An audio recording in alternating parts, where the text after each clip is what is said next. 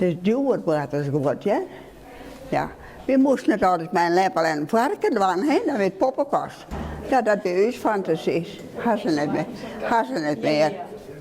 De bewoners van Wenswaardigcentrum Benema-Staten in Huddegriep kunnen de komende tijd alle jaar ontenkens opheljen.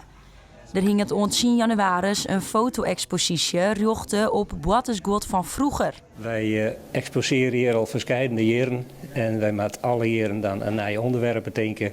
En dit hier is het onderwerp bedacht van oud Watersgoed. Toch een van de leden die het onjong van dat lijkt het wel een leuk onderwerp ik voor in Benema-Staten. En daar hebben we mij aan de slag gegaan. Het herinnert van die mensen die hier waaien, de meesten met wat zingen hier ouder, die ben in de 90, die vinden het nog mooier.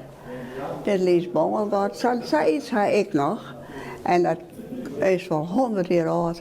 Het is zutterig, maar ik had een houten kop. We zien hier naast dus een oude pop.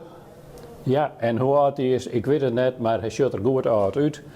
Het is een foto maken op een rommelmarkt met al je kraampjes en braderie en daar is een heel soort spul. En daar ga ik hier en daar eens even vragen of ik een foto van het een of andere meisje mocht. De expositie is makke terug fotoclub Objectief uit Huddegriep.